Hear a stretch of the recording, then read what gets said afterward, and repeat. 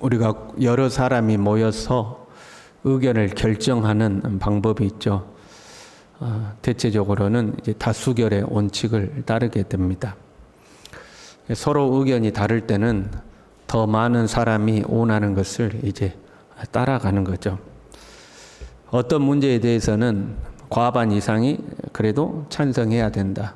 또 어떤 문제는 3분의 2 이상이 찬성해야 된다. 그리고 어떤 문제는 한 명이라도 반대하면 안 된다. 이렇게 정해 놓은 것들이 있죠. 중요한 문제일수록 찬성이 이제 많도록 만들어 놓은 겁니다. 이게 이제 신앙생활이 되었던 우리의 일반적인 삶이 되었던 일반적인 원칙이죠. 나는 이렇게 하기를 원하지만 다른 사람들이 이렇게 하기를 원하면 내 생각을 내려놓고 다른 사람들의 의견을 받아들이는 겁니다. 이게 이제 일반적인 상식입니다. 그래서 우리는 여러 사람의 말에 귀를 기울일 줄 알아야 됩니다. 여러 사람이 원하는데도 불구하고 무조건 내 뜻대로 해야 된다 하는 것은 하나님 앞에 옳지 않죠. 하나님은 사람을 통해서 하나님의 일을 이루어 가십니다. 빌립보서 2장 13절에요.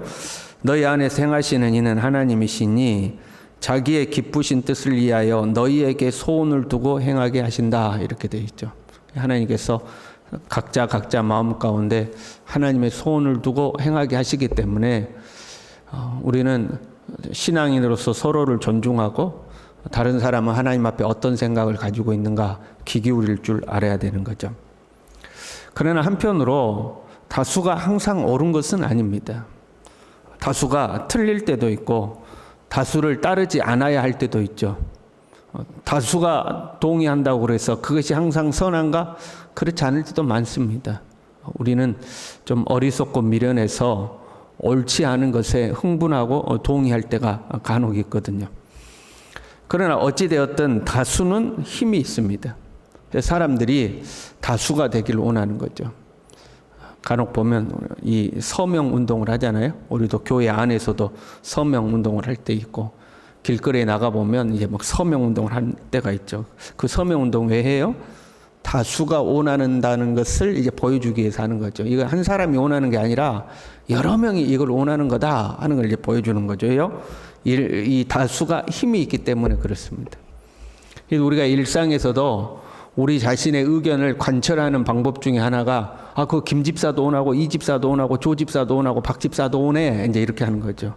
나만 원하는 것이 아니라 여러 사람이 원해. 그렇게 하면 다수의 의견이 되기 때문에 이제 그 의견에 힘이 붙는 거죠. 숫자가 많을수록 그 수에 참여한 사람 중에 권위 있는 사람이 있을수록 힘을 갖는 거죠. 보세요. 교회에서 예를 들어 말씀드리면 그 김 집사도 그렇대라고 말하는 거하고 목사님도 그렇대라고 말하는 거하고 어떤 말에 무게가 더 실려요?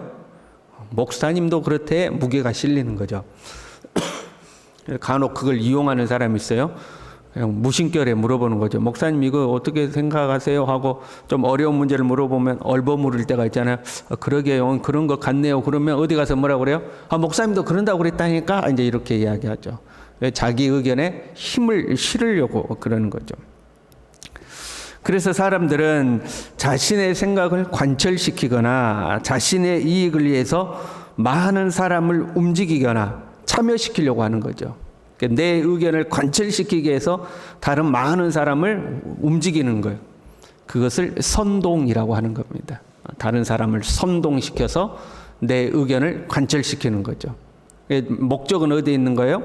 내 의견을 관철시키는 것이 목적이에요. 그걸 위해서 다른 사람을 움직이는 거죠. 본문에요. 데메드리오라는 사람이 나오는데 이 사람이 다른 사람을 이제 선동하는 장면이 나오고 있습니다. 이 사람은 은으로 아데미 신전과 신상을 축소하여 만들어 파는 사람들이죠. 그래서 은장색이 은으로 아데미의 신상 모형을 만들어 적지 않은 벌이를 하였다 이렇게 기록하고 있죠. 신전 앞에서 이 신전의 모형, 그다음에 우상, 신상 이런 것들을 만들어 파는 사람이었어요. 이 에베소의 아데미 신전은 엄청난 신전입니다. 넓이가 48m나 돼요. 넓이가 그 길이는 100m 이상으로 추정이 될 정도로 엄청난 신전이죠. 지붕을 받치는 기둥의 높이가 17m고 그 기둥의 수가 100개입니다. 어마어마한 신전이 있었어요.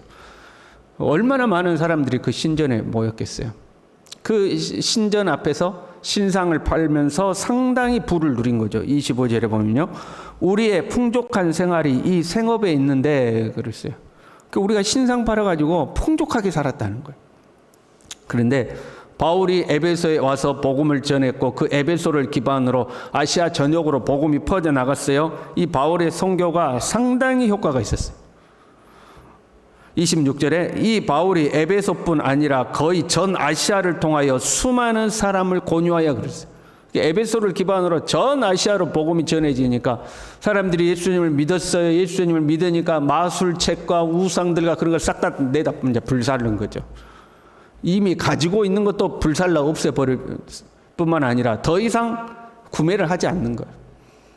그러니까 이 신상 판매가 뚝 떨어진 거죠. 장사가 안 되는 거예요. 이 위기를 느끼고 자기 직공들과 같은 그 같은 영업하는 사람들을 모아서 선동을 한 거죠.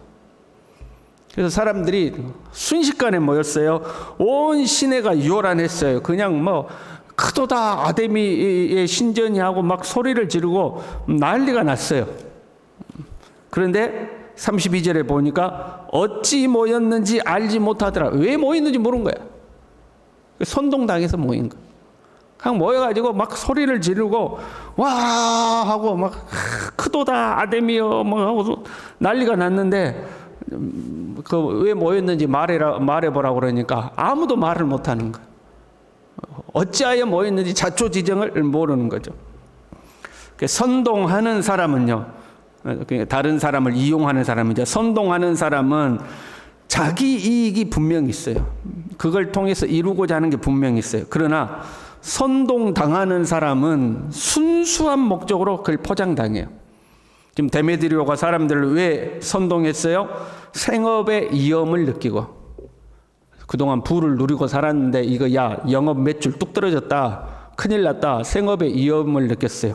근데 선동을 당해온 사람들은 뭐라고 그러냐면 신의 위험이 떨어질까 하여 우리 신의 영광이 가리운다. 그러니까 진짜 목적은 장사 안 된 거에 있는 거예요. 근데 그걸 아주 선한 말로 포장을 시키는 거죠.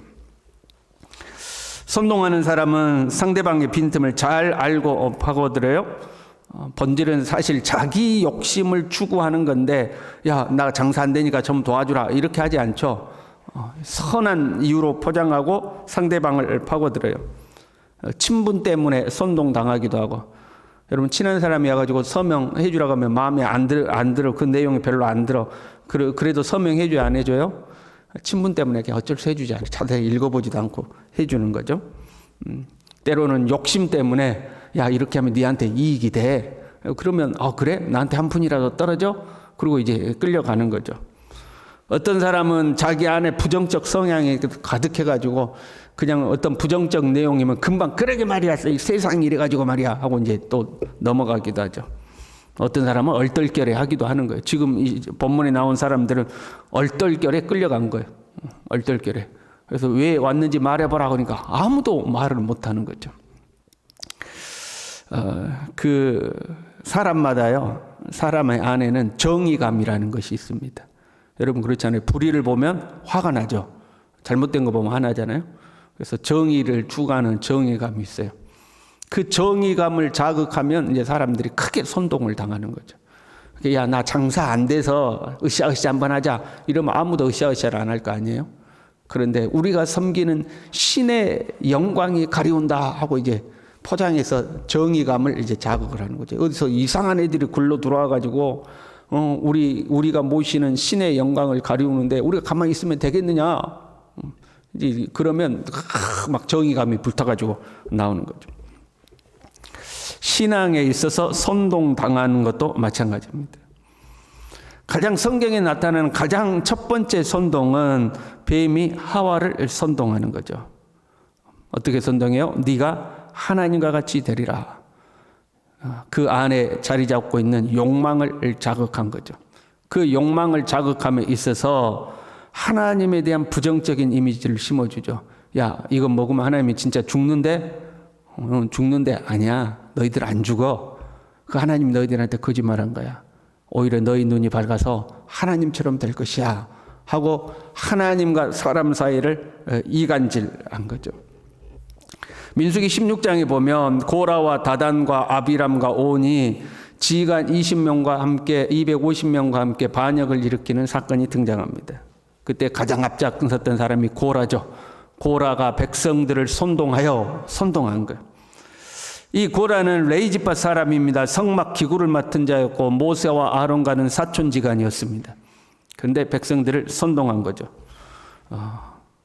이 모세와 아론을 향하여 이렇게 이 사람이 쓰러졌어. 너희가 분수에 지나치도다. 회중이 다 거룩하고 여호와가 다 그들 중에 계시는데 왜 너희 스스로만 높이느냐? 왜 너희 스스로가 높아가지고 우리를 지배하려고 하느냐? 우리도 다 거룩하고 우리도 하나님 앞에 믿음의 사람이다 하고 이 소리를 높였어요. 그런데 그를 향하여 어떻게 이야기했냐면 옳지 않다. 너희가 오히려 제사장의 직분을 구하느냐. 그러니까 겉으로 포장하기는 뭐로 포장했어요? 우리도 다 거룩하다. 그런데 실상은 뭘 탐내고 있었어요? 제사장이라는 직분과 그 제사장의 직분에서 주어지는 재물을 탐내고 있었어요. 자기의 탐욕을 관철시키기 위해서 사람들을 선동했는데 야, 우리도 다 하나님 앞에 거룩한데 왜 쟤들만 스스로 높아져 가지고 우리를 다스리려고 하느냐 하고 선동한 거죠. 그리고 그 선동에 넘어갔던 250명의 지휘관들은 순식간에 이 향로에서 불이 나와서 다 죽죠. 그 선동에 잘못 넘어가면 함께 멸망당하는 거예요. 내가 모르고 당했다니까요. 이게 안 통하는 거예요. 선동에 넘어가면 안 돼요. 복음이 전해지는 곳에는 하나님의 역사가 있는 곳에는 반드시 사탄의 선동질이 함께하는 거죠.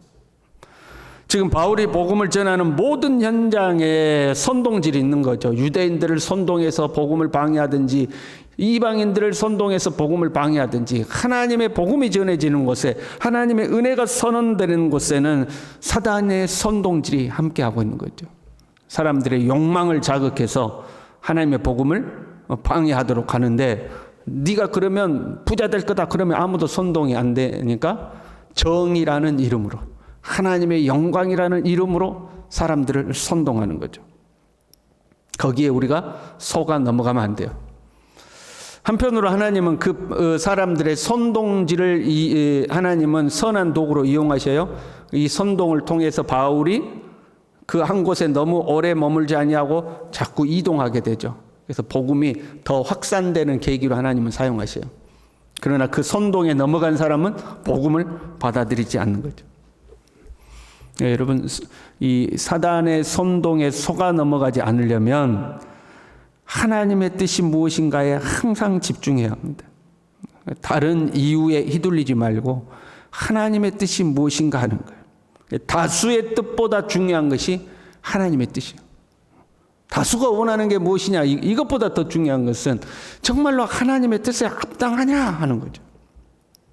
몇 해 전 이야기입니다만 서울에 큰 교회가 분쟁이 일어났어요.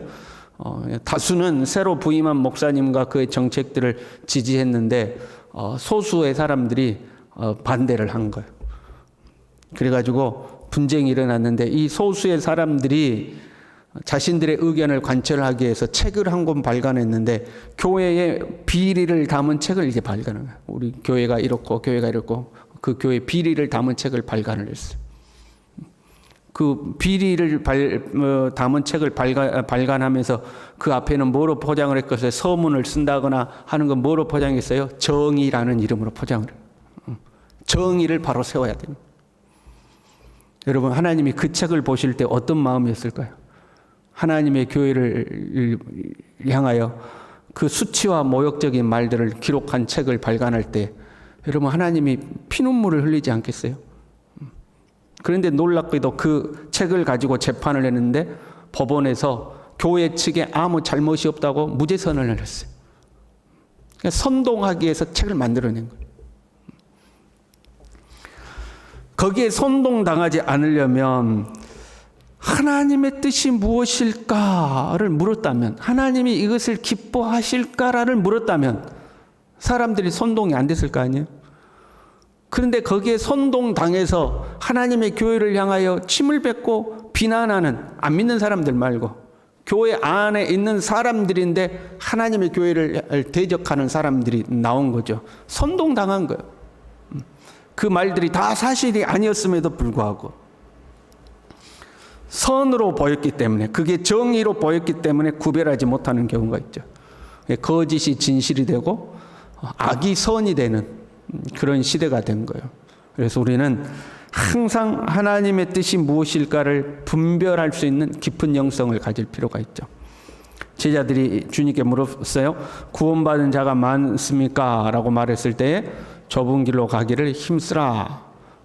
사람들이 다 넓은 길로 간다. 여러분, 넓은 길로 해가요? 그 길이 편안한 길이기도 하지만 많은 사람들이 가는 길이기 때문에 선동당한다 이 말이에요. 야, 저 사람도 이리 가잖아. 봐봐, 사람들이 다 이렇게, 요즘은 다 이렇게 하는 거야. 다른 교회도 다 이렇게 하는 거야. 많은 사람들이 한다는 것 때문에 선동을 당하는 거예요. 많은 사람들이 하는 것 중요해요.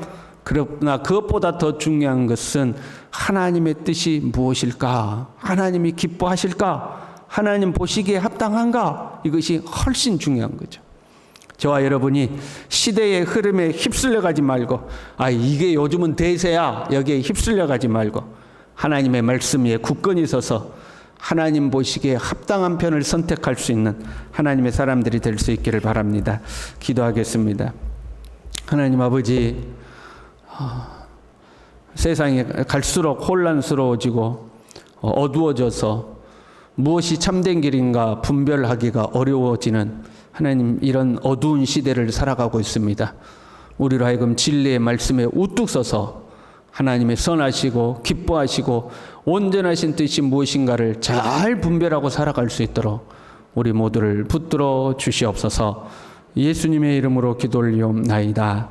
아멘.